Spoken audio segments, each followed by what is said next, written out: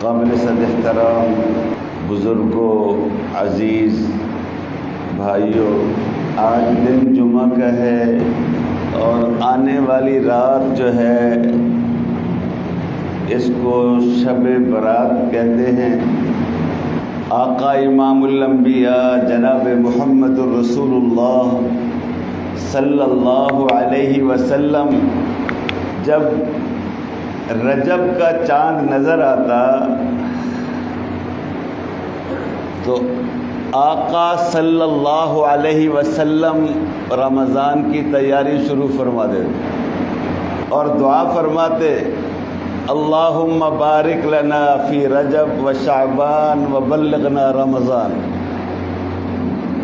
اللہ رجب اور شعبان میں ہمارے لیے برکت پیدا فرما اور رمضان تک پہنچنے کی ہمیں سعادت نصیب فرما۔ اس رات کو لیلۃ البرات کہتے ہیں۔ اس رات کی عبادت اور دن کا روزہ آقا صلی اللہ علیہ وسلم بھی خود بھی فرماتے،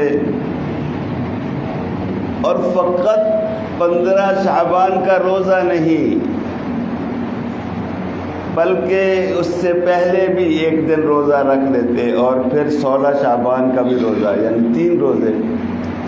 ایک تو یہ برکت بھی حاصل ہو جاتی، سعادت بھی حاصل ہو جاتی، اور وہ جو ایام 20 کے روزے ہیں، ہر مہینے میں 3 روزے، 14، 15، 16 مختلف روایات ہیں لوگوں کے۔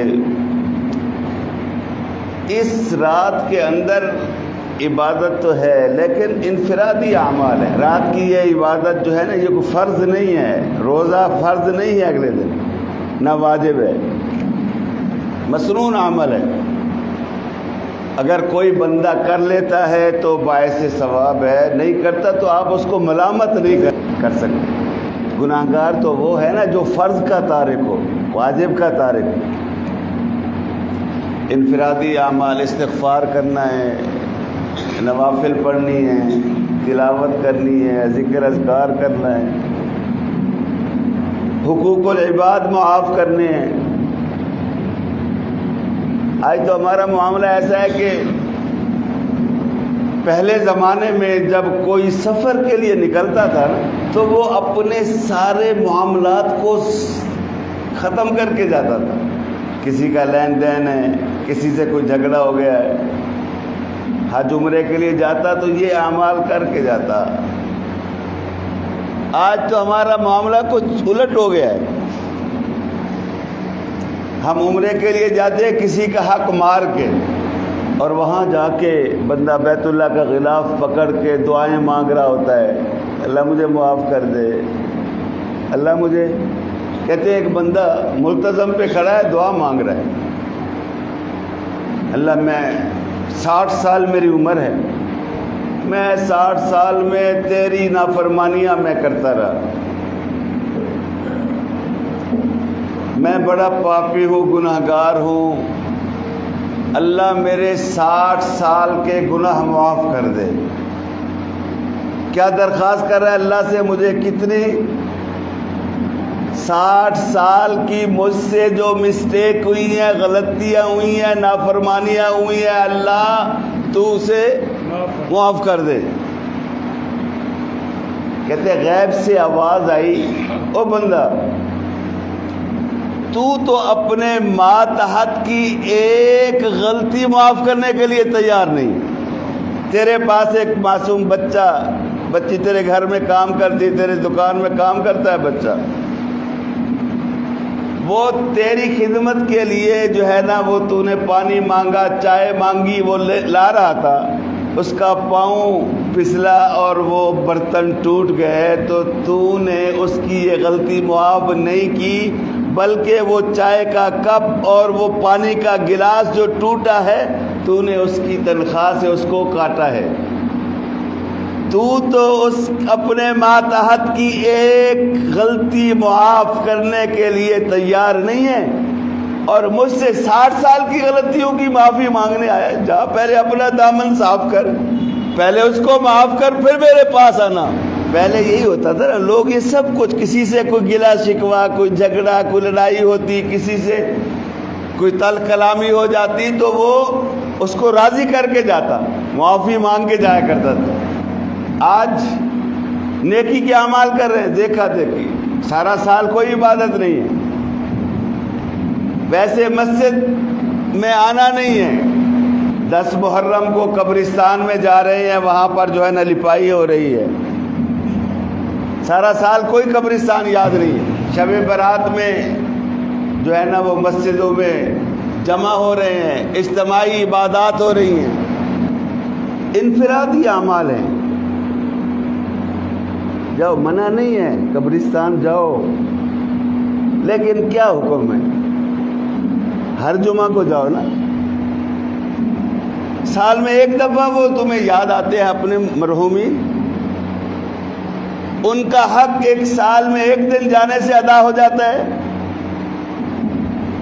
میرے والد نے میری پرورش میں اپنی ساری زندگی کھپا دی, اس نے میری تعلیم میں, میرے بڑے عہدے تک پہنچانے کے لیے اس نے کیا کیا کچھ نہیں کیا. لیکن جب والد دنیا سے چلا گیا, مجھے والد سال بعد, وہ بھی لوگوں کے دکھانے کے لیے, لوگ کیا کہیں گے. عبادت کرنی ہے لوگوں کو راضی کرنے کے لیے یا رب کو راضی کرنے کے لیے؟ بولو, کس کو راضی کرنا ہے, کس کو منانا ہے؟ اللہ کو منانا ہے. اللہ تو دلوں کے راز جانتا ہے نا. کوئی فوتگی ہو جاتی ہے ہمارے یہاں تو ہم جو ہے نا وہ دن ہم نے بنائے ہوئے, ہم وہ کرتے ہیں, نہیں کریں گے لوگ کیا کہیں گے. والد فوت ہوا ہے, انہوں نے یہ خیرات نہیں کی, انہوں نے فلاں نہیں کیا. ہم جو صدقہ خیرات کر رہے ہیں کہ اس کا ثواب ہمارے والد کو پہنچے, بولیں گے آپ, اس لیے کر رہے ہیں نا, ہمارے مرحوم تک اس کا اجر و ثواب پہنچے. اور نیت ہماری کیا ہے؟ لوگ ہماری ناک رہ جائے, لوگ کیا کہیں گے. عبادت میں اگر شرک ہے, اگر عبادت دکھلاوے کے لیے, میں نماز اس لیے پڑھ رہا ہوں کہ لوگ مجھے نمازی کہیں, میں حج پہ اس لیے جا رہا ہوں کہ لوگ مجھے حاجی کہیں, تو اس نماز کا کوئی اجر ملے گا؟ بلکہ ایسی نماز تو آسمانوں تک, عرش تک پہنچتی نہیں ہے. فرشتے مقرر ہیں, ایسی عبادات کو, ایسے صدقہ خیرات کو وہ سیدھا کپڑے میں لپیٹ کر اس کرنے والے کے منہ پہ مار دیا جاتا ہے. دعا ہے پروردگار عالم ہمیں اخلاص کی دولت نصیب فرمائے. ہم جو کچھ کریں کس کی رضا کے لیے؟ بولیں بولیں, کس لیے؟ کہ ہمارا رب ہم سے راضی ہو جائے. اگر ہمارا رب ہم سے راضی ہو گیا, ہمارا بیڑا پار ہے نا. ساری دنیا ناراض ہو جائے, رب راضی ہو, ہم کامیاب ہیں. اور اگر ساری دنیا واہ واہ کرے اور رب ناراض ہو, کچھ پلے پڑے گا ہمارے؟ میاں آج ہم نے رمضان کی تیاری شروع کر دینی. آج کی رات ہم نے عبادات کرنی ہے, نوافل پڑھنے ہیں, استغفار پڑھنا ہے, کلمہ شریف کا ورد کرنا ہے, قرآن پاک کی تلاوت کرنی ہے, اور کل کا روزہ بھی رکھنا ہے, اور انشاءاللہ پھر اس کے ساتھ اگلا دن کا بھی روزہ. یہ عبادات یہ فرض واجب نہیں ہے, اگر یہ انفرادی اعمال ہیں. اس کے لیے اعلان کر کے لوگوں کو جمع کرنا یہ نہیں ہے.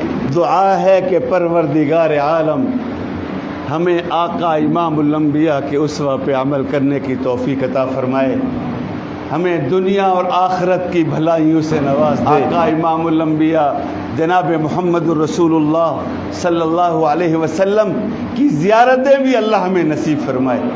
الہی یہ توفیق ہم کو عطا ہو. کرے کام وہ جس میں تیری رضا ہو، تڑپنے پھڑکنے کی توفیق دے، دل مرتضیٰ سوز صدیق دے۔